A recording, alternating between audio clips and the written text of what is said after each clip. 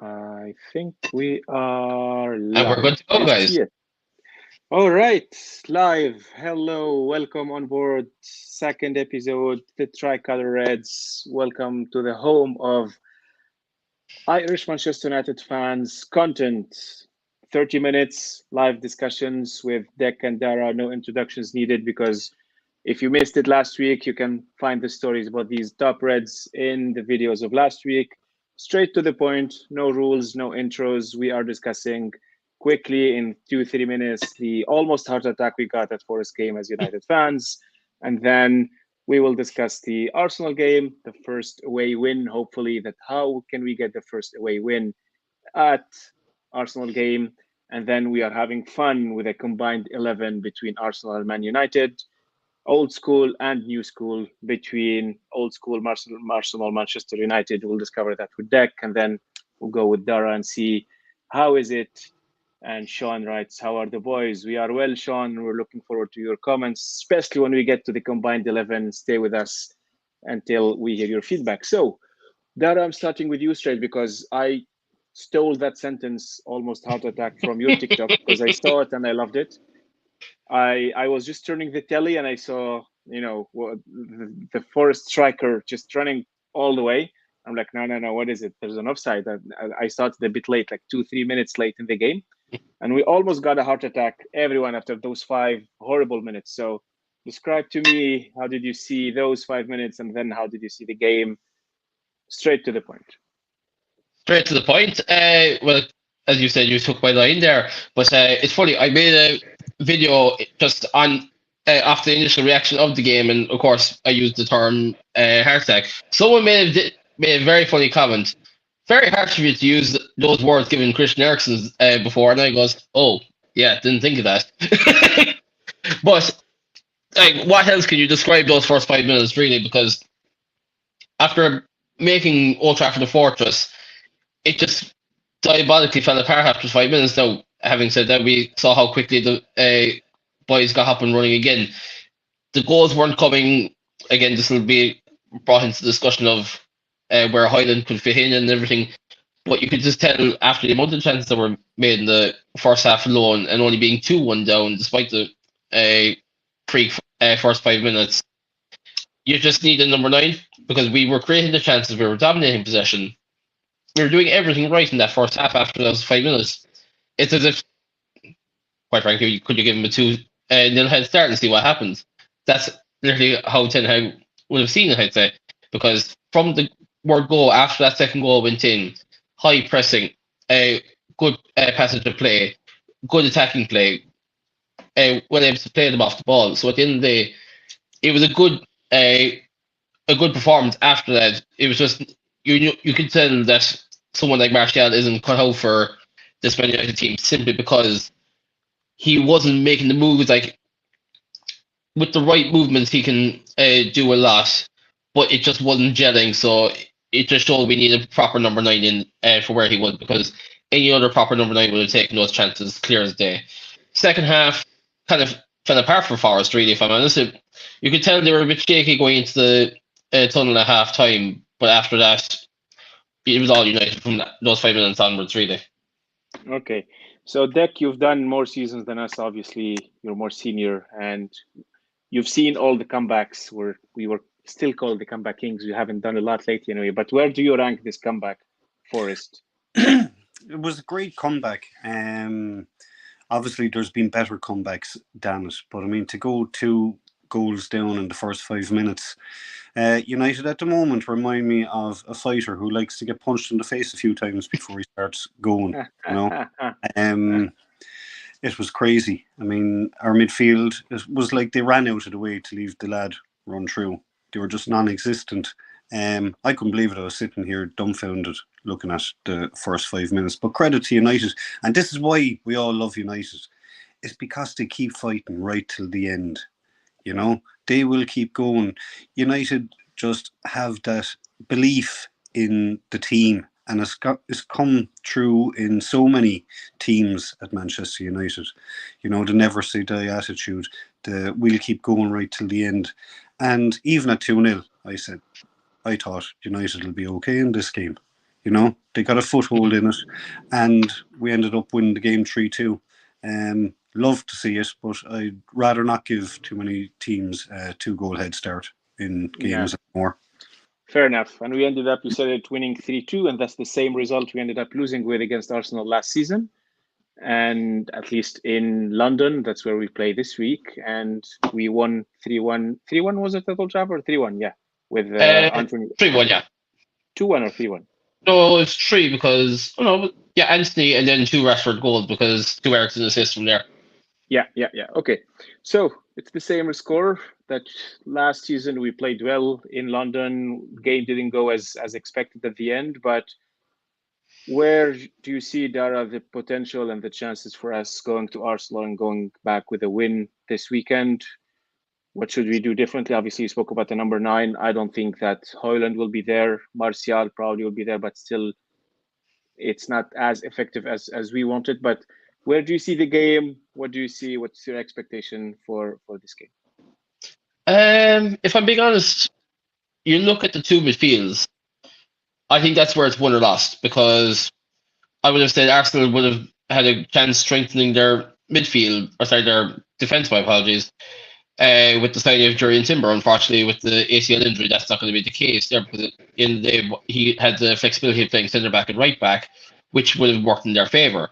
We could have had someone like Pavard, but unfortunately, as we all thought today, he is now signed for Inter. But it's just the way Arsenal have started their season with that midfield.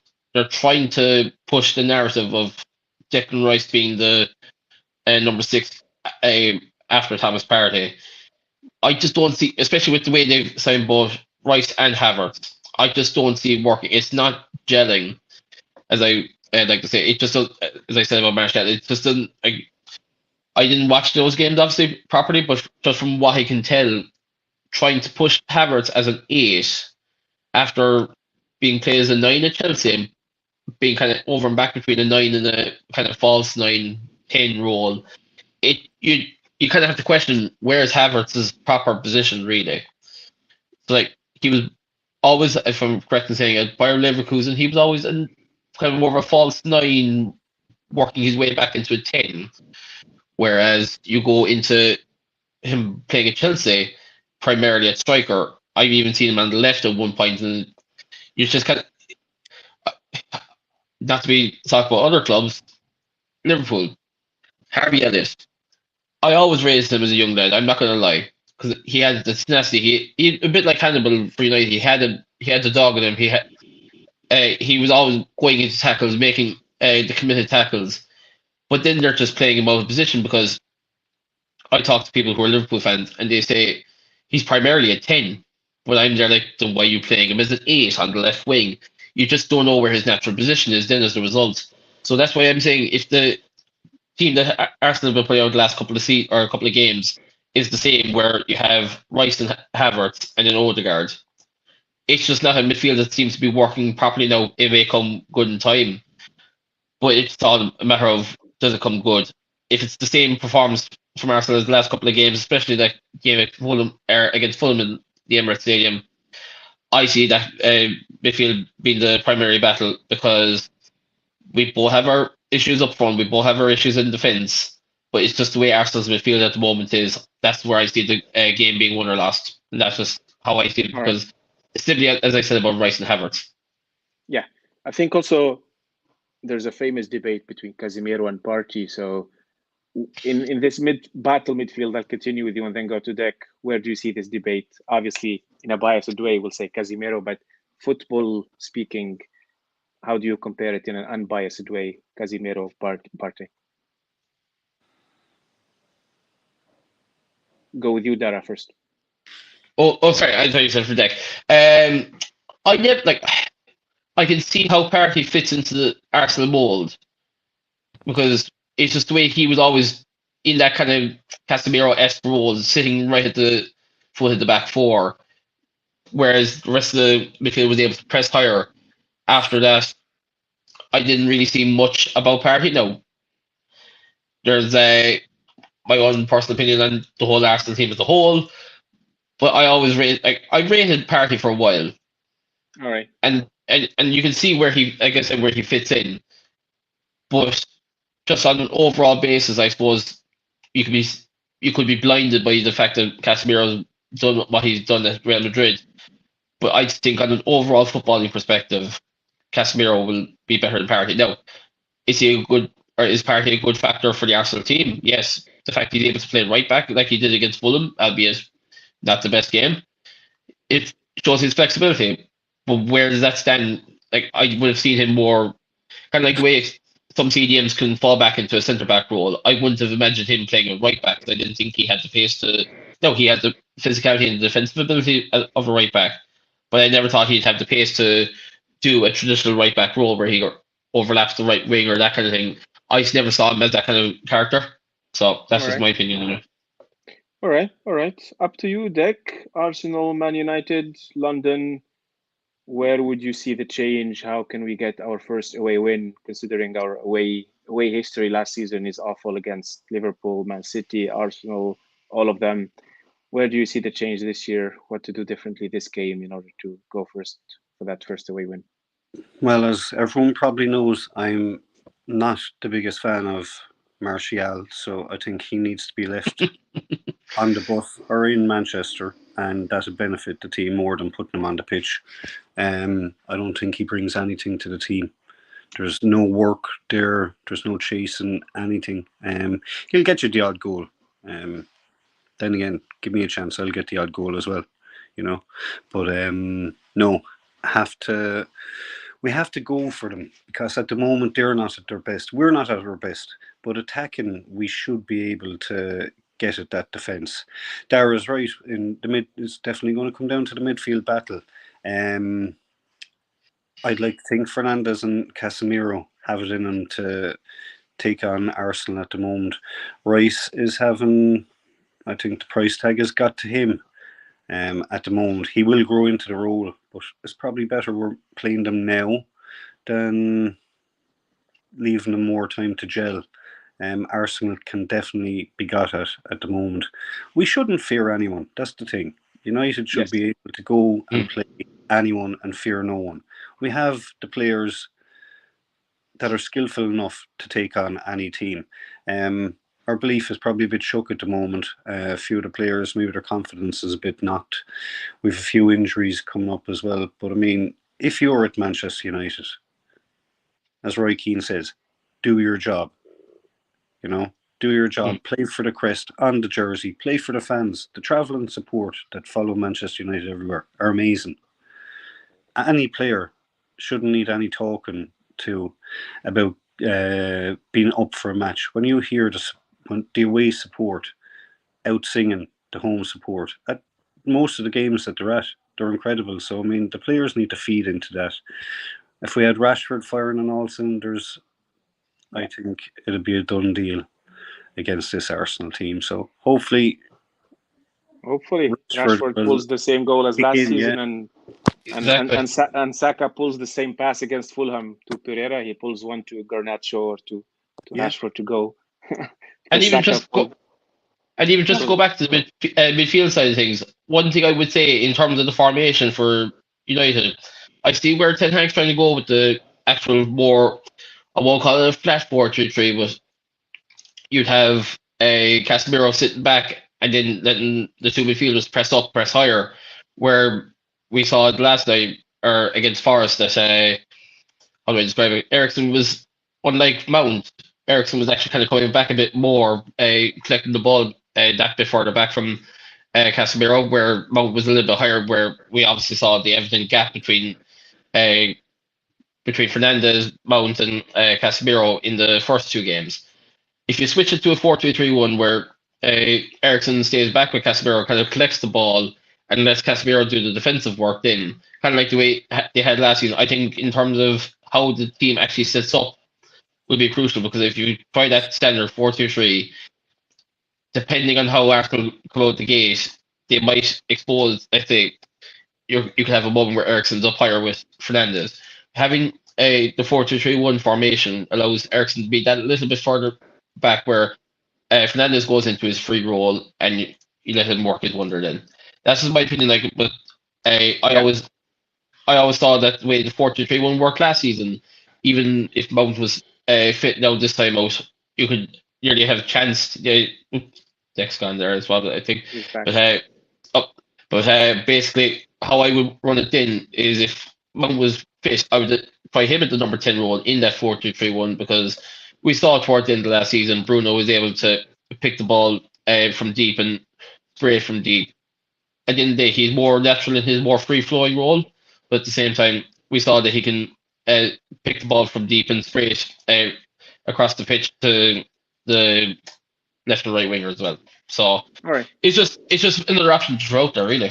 Fair enough. Fair enough. And to build on Daniel's comment in the chat, he said Amrabat loan deal was rejected. So if you had Amrabat now in the Man United team, where would you play him? What would you change if you were to put Amrabat and inject him in our team, in our midfield? Considering everyone is not injured, you've got Mount, you've got Bruno, you've got Eriksen, you've got everyone. Yeah, one thing you've just mentioned it. All these loan deals driving me scatty. Every other team is going out doing business, and United are shopping in Aldi. Trying to get a bargain with a sticker on it. Everything seems to be loan deals. I don't know who's in charge of the transfers at the moment, but he needs to go on the bus with Martial. I mentioned in last week's episode when Ferguson and Gill were there, business was done. There was no talk about it. Done. The lads we have there at the moment, Bob the Builder can't fix them. If Erik ten Hag has identified a player he wants, and it seems that he wants this lad, go get him. Stop messing around. I'm all for not overpaying, but I mean, a 2 million loan deal here, a 1 million loan deal there. It's crazy, Manager gives the club his list of players, go get him. As I said again last week, we have a load of players to get rid of. Maybe that's what's holding it up, getting a loan to buy. But I think I watched him in the World Cup. I think he's got a great engine on him. I think he'd benefit Casemiro. Casemiro is defensively, he could hold back while that lad could then push on more. He's a lot more dynamic. He'd assist Bruno a lot more. So I think that's what we need in there. Mix the old with the new and try to get a balance in the team, All right. Mix the old with the new. I like that. And that's what we will do, combining the 11 from Man United and Arsenal, mixing the old with the new. So Dec looked a little bit at the old 11s between Arsenal and Man United. Historically, we've been always one of the best teams in the Premier League. And Dara also looked into combining the new, let's say, 11. I didn't do my homework. I didn't work on both, but I'm the host here, so I'll just stay in between and then I'll discuss it with you. But Dec, you started with it from combining the old and the new. So we'll go from goalkeeper from you and then go to Dara. So what was your view combining fancy goalkeepers we've seen over the history in both? I was only ever going to pick one goalkeeper, and that was Peter Schmeichel. Saved us so many times. I thought he was the best goalie around. Did he sour his relationship with me when he went to a small club across the city? He probably did, but I mean, our treble-winning goalie, I mean, he was phenomenal whenever he was with us, and he scared the crap out of a load of players. So I enjoyed it. I agree. Dara, in the new formation, where would you go? Well, I'm going off the basis that what we have right now. So you look at Aaron Ramsdale or Andre Onana, both kind of play I won't call it a sweeper keeper, even though, let's be honest, Onana could play next to Casemiro at times, the way he comes out of his box.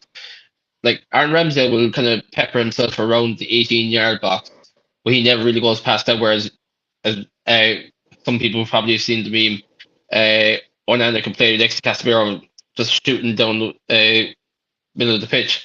So, like, I think on an overall basis, in terms of, again, at the end of the day, you only know Onana from Erik ten Hag's run at Ajax, and then from the history of getting suspended and then making his way back into the Inter team, and looking at the way he's performed for Inter and Now, so far from Manchester United, like Ramsdale isn't even the England number one. Now, wait, at the end of the day, we could be all here all night talking Southgate and his favourites. Harry Maguire's yet again going to be in the England squad for the upcoming international break, despite not playing 1 minute for Manchester United this season. But if Ramsdale performed to the best visibility as last season, and then still can't get into the England squad or into the England number one role, what does that say? Outside of the fact that Southgate has his favourites. So for me, goalkeeper will be Onana, although if I will contest Deck there, this could be my childhood speaking here now. I would have been very close to debating as to whether you put Edwin van der Sar over Peter Schmeichel. De Gea, if he was more flexible in, let's say, coming with the times of, as we now know, the way goalkeepers play, coming out a bit further and not being glued to the 6-yard line, if De Gea developed himself a bit more, he might be in that conversation more with Van der Sar and Schmeichel, simply on the basis of they were able to do a bit both. Make the great shot stopping and coming out and playing from the back. Even in, Fabian Barthez drew the line back in 2002. He was playing out further before anyone else ever did. So, all right. It's worth comment, like. Okay. If we were to go to defense, I don't know, how are you playing, 4 or 3, or let me know, or how is it? But I'll start with Deck. There's a tough choice over the years, very tough choice. Yeah, I went for 4. How did you narrow it? And I tried to be as, obviously I probably just wanted to put all United players there. Throw in one Arsenal fella just for the crack. But left back, I went Dennis Irwin. Okay. No mistakes. I don't think Mr. Dependable. So I forced myself to pick Arsenal player to partner Rio Ferdinand in defence. So I went with. Let me guess. Sol Campbell. I went with Campbell. Yeah.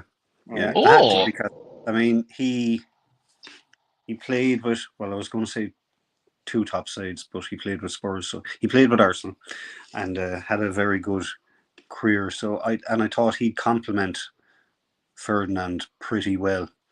So that's why I did. And then right back, very hard to argue that Ashley Cole. I thought he was. I wasn't mad about him as a player, but his skills were there for everyone to see. Yeah. He did it everywhere he was. So that's why I went with him. Okay. And just to build on that, I remember in an interview of Cristiano, he was asked who was the toughest opponent you faced, and he said Ashley Cole. He played against the best of the best.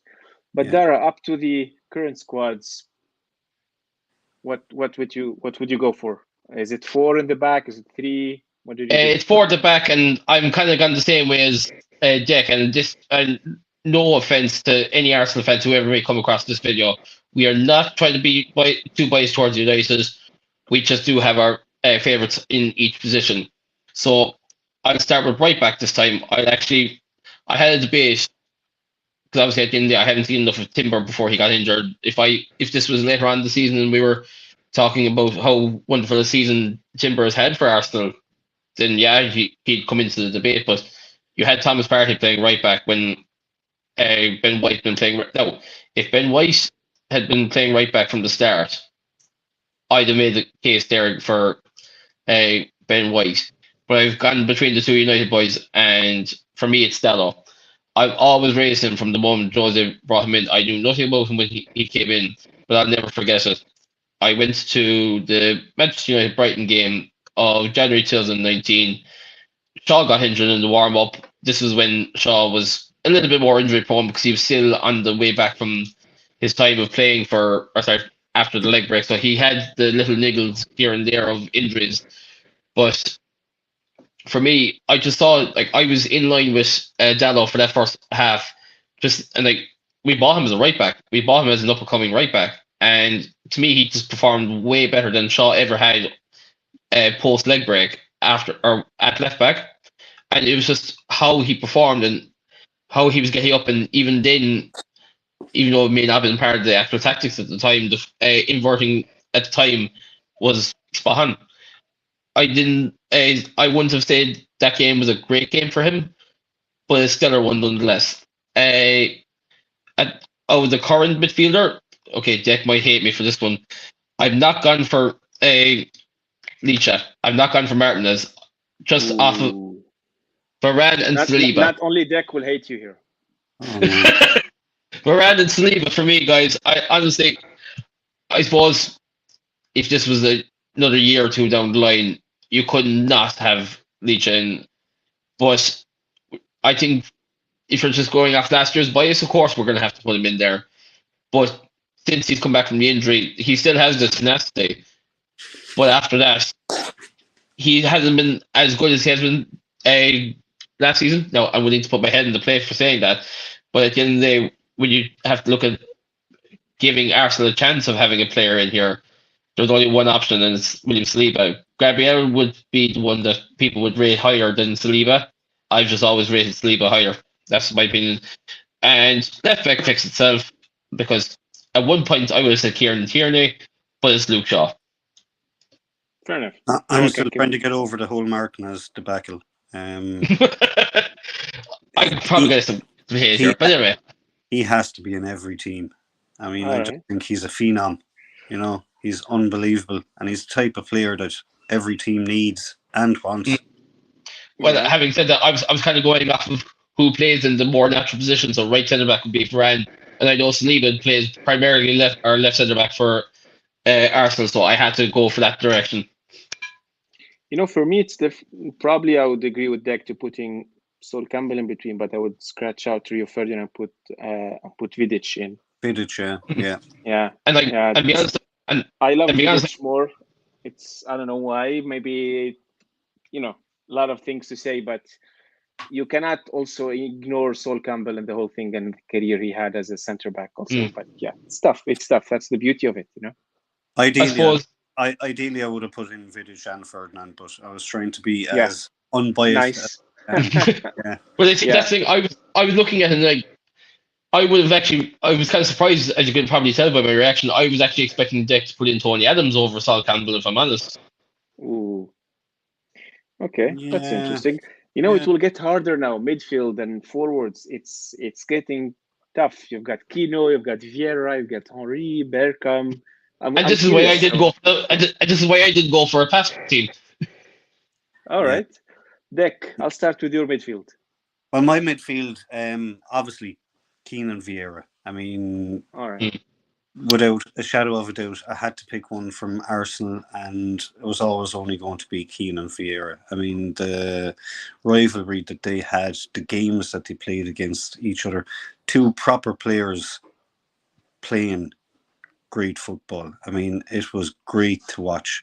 I mean, I'd respect Vieira as a player. I love Roy Keane. I think he's great. If we had him today, he'd be priceless in today's transfer market. I mean, what a player, what a captain. Utmost respect for him. Think he's one of the best players the Premier League has ever seen. And Vieira tried to put it up to him for his life. He was probably the closest to Kino on an opposing team that I've seen. Right. Definitely. Okay. Out on the wings, you're not going to go into United Arsenal without picking Ronaldo.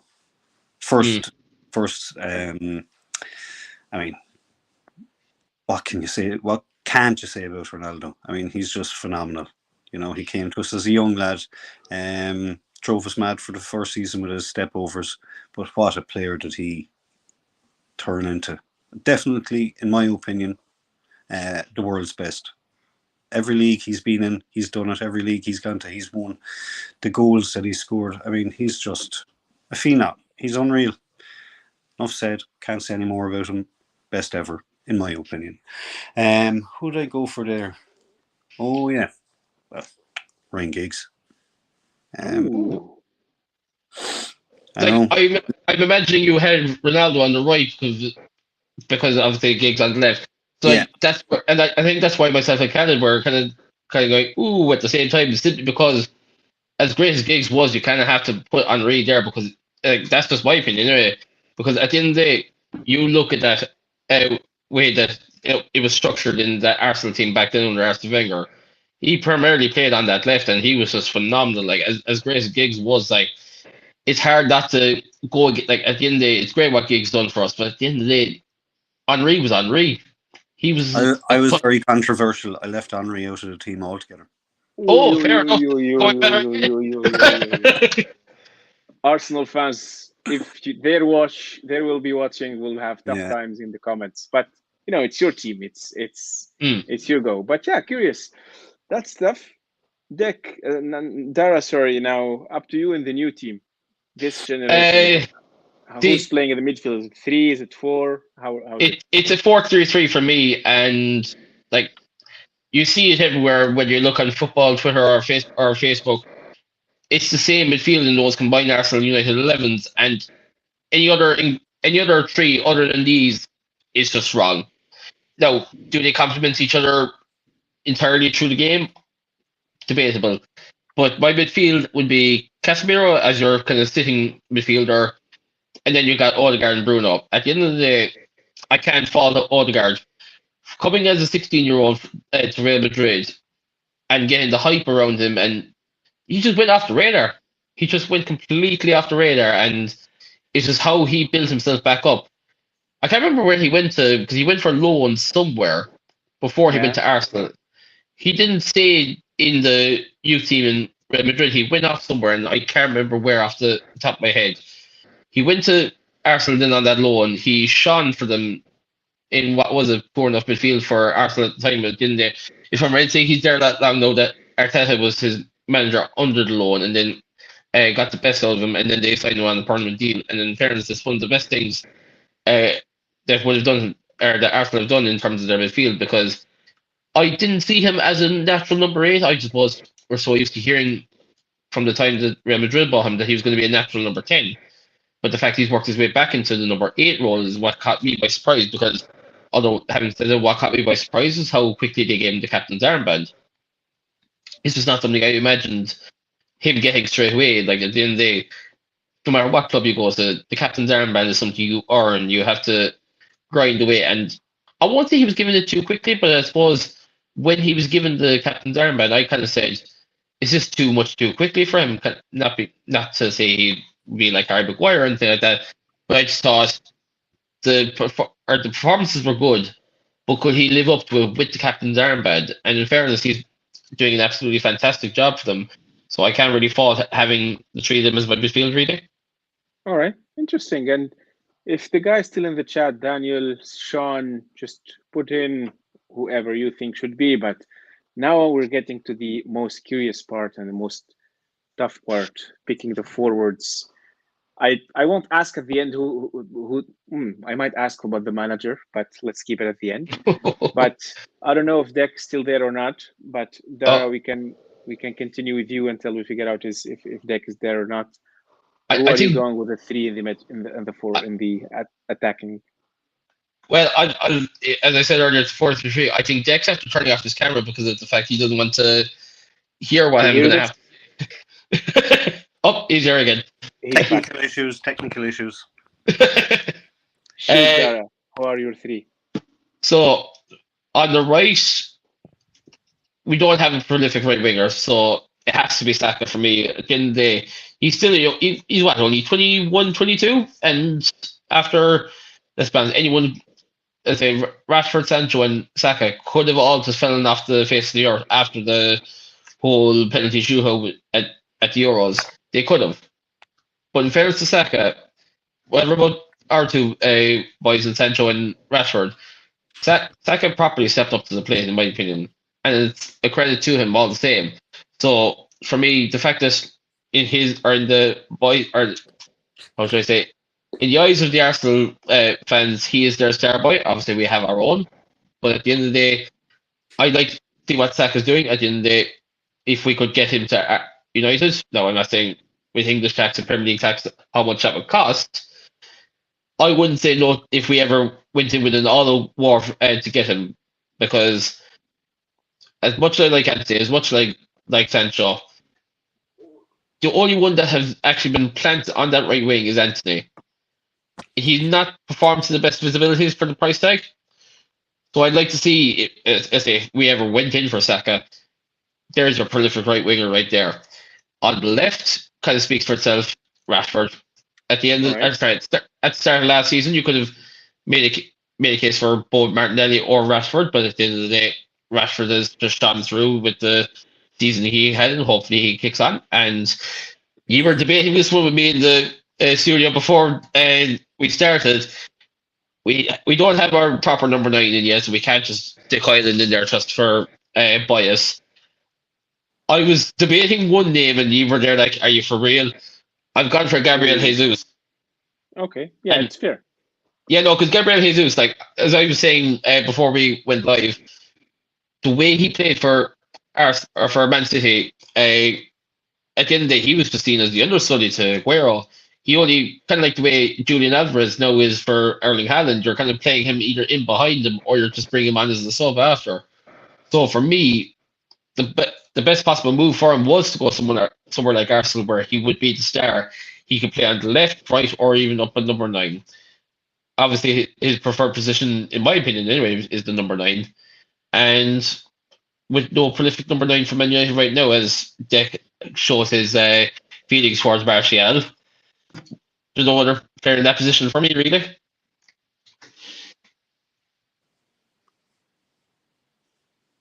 No, I don't know who I'd take ahead of Jesus.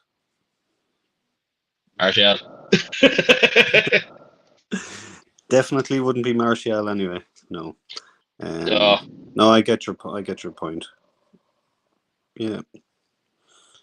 Will I tell you why I left? Will I tell you why I left Henry out of my team? I can only guess 2 names, and I'm going to guess them for you.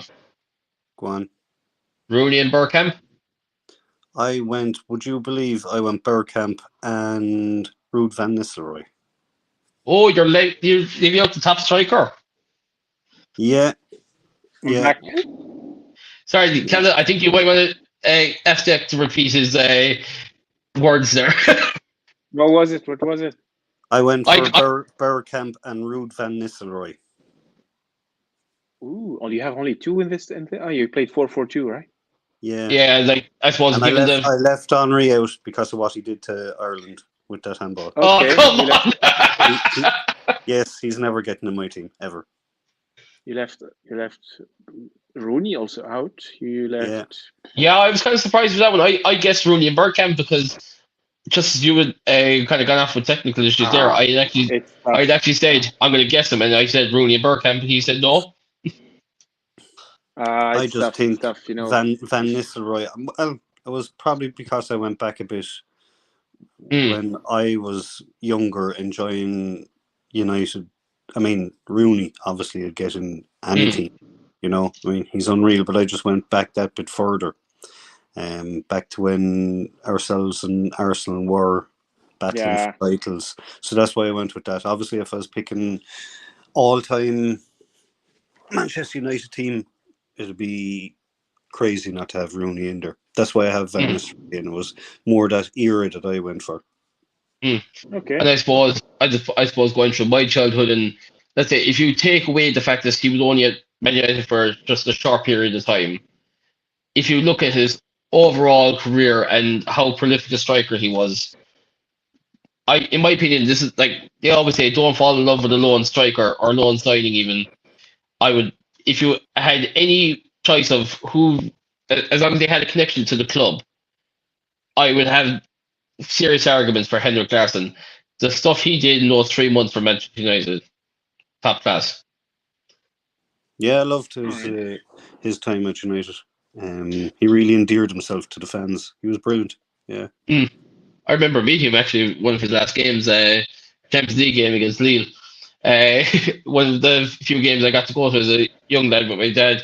And in fairness, I remember, I think he scored one of it. If it wasn't his final goal, it was one of his last of the few that he scored for Man United that night. And I was just enjoying it, because I met him earlier in the day as they were going into the stadium. So a nice little sentiment there for me, really. So Very good. Interesting. And lads, it's a very difficult question. I know you will go both for the same answer, but who would sit on the touchline? Who would be the manager? I mean, probably for Deck, it's harder on the old school. Dara, now I'll let you answer both if you want. Is it new? If it's old? I would go No. for the one and only No. Sir Alex Ferguson. No question. Yeah, no doubt. Sir Alex Ferguson. Sorry, No, Arsenal fans, if you're watching. If you with any other man, if you had to say pick any other manager other than Alex Ferguson, you kind of have to go for Arsene Wenger. Then really, it's like Yeah. as great as Ten Hag has been doing for us so far, and you look at the managers that we've had in the past after Ferguson, whether they were good or bad, you go back over their managerial career. Like, I suppose you kind of have to pose it on the time that they were manager of Manchester United or manager of Arsenal, depending on who you want to take for the Arsenal side. But you can't just look past Ferguson, and like if you had to look past Ferguson, you kind of have to go for Wenger, and if you have to look past the two of them, it's a free for all, really. Sam Yeah. Allardyce, because he says he's the best manager in the world. Okay, that's a perfect one to wrap it up for tonight, lads. It was great. It was tough to discuss this top 11. I mean, it's always tough. It's always something to debate about it. But hopefully, it's our first away win. I still remember the Arsenal game last season. It was great. There was energy. Rashford with that shot. We opened. It didn't go well at the end. Still, we can still do it. I believe that this weekend, hopefully, and I'll touch the wood here, we'll go back with something positive from London, and then continue the journey. It was lovely having you. If you're watching the recording, whoever watches, let us know in the comments about the top 11 in both sides, about the Arsenal, about your version of Heart Attack in those 5 minutes in the Forest game. Wrapping it up, guys. Last words. Aaron says, glory, glory, Man United. Kudos to the Kildare team. We'll have you guys with us next week, hopefully. Any closing words, Dara, Deck? Just hope for 3 points, really, because obviously they are away record last season, whether you're talking about the top half of the table or even the bottom half. Yeah. Like, some of those games, even against the bottom half teams last season, were poor enough, scraping wins. We just need that mentality to imagine we're still playing at Old Trafford every week, really. And that's the way that Ferguson would have drilled it into the boys when there was time gone by. All right. Yeah, looking Mr. forward Deck. to an improved performance. That's what I want to see. Mm. If we can improve our performance, the results will follow. So that's what I The want to see from results the will team. follow. And as Kevin Floyd wrote it in the chat, we'll close with it. Up the Red Army. Let's hope we can bring the 3 points this weekend. Thank you, everyone, for who joined us. The Tricolour Reds, the home of Irish Manchester United fans and Irish content from Kerry to Wicklow to Cork. Talk to you next week. See you Later, guys. guys. Talk to you next week.